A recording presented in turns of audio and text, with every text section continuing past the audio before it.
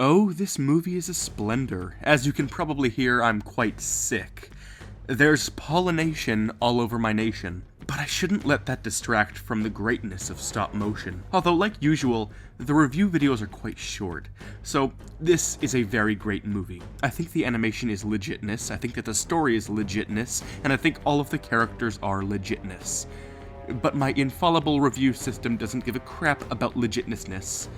So will this film still be as legit once I'm done reviewing it?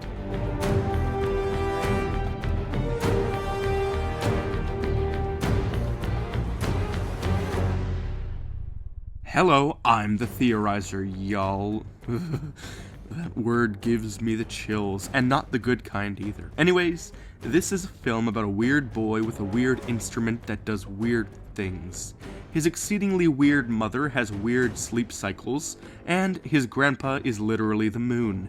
His weird fixation with balls, of the eye kind, is weird enough by itself, but when the weird little boy gets raised by his weird ghost parents after the movie finishes, you can tell Bill Cosby's gonna create his own form of twisted inception. Weird. If you took a shot for every time I said weird, oh, you'd be dead. A weird amount of times over. Maybe I should summarize all movies like this. So you probably wouldn't be watching this review if you haven't seen the movie. Then again, why the heck would I be making it? I don't know. So the first aspect is creativity. You see Theorization Nation. Where this film differs from Coraline is that the movie isn't based off of a book. It's original, which makes it instantly more creative than Coraline. I found KUBO's ants to be extremely basic and plainly designed, but they were very epic and interesting. Perhaps it's theory-worthy, and I can't go on enough about the animation, which is phenomenally better than Coraline or the Box Trolls. The usage of practical and visual effects, as well as both stop-motion and 3D animation, is what makes this movie perfect. Laika used all of their creativity on this one. 9 out of 10. Quality. The animation is stunning. I already sort of talked about it in the creativity tab, but it's stunning.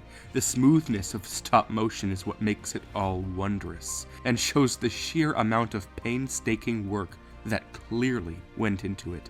8 out of 10. Story. So as I said, weird mom and weird kid evade weird Grandpa Moon. A couple of the twists may be obvious, but that doesn't mean the story suffers at all. When I started watching the movie, I felt like I wouldn't love it. 10 minutes in, and I felt like it was going to be good. And when I saw the ants, I immediately knew it was going to be stellar.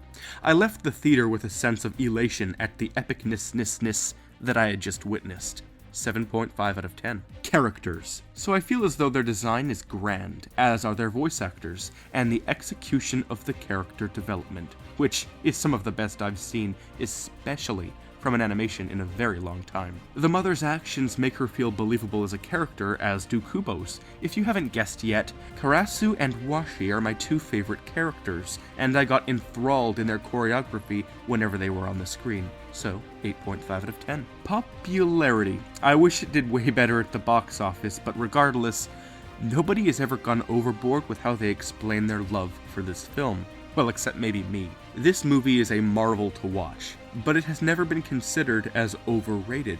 It's still very recent, but I'm gonna give it the benefit of the doubt and rate it as 7.5 out of 10. Soundtrack.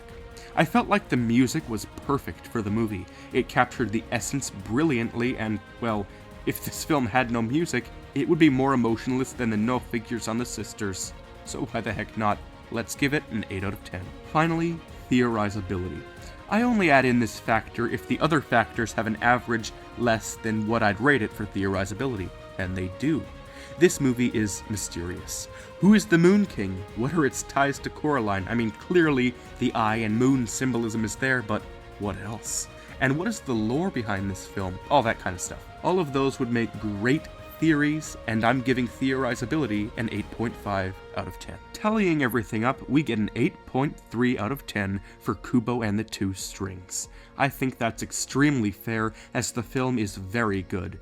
What I've done for my letter grade system is merge parts of the Canadian school system with the American school system to give it all a unique touch. And 83% is the equivalent to a B, or more accurately, a B+. KUBO and the Two Strings is what I rate as outstanding. And it is.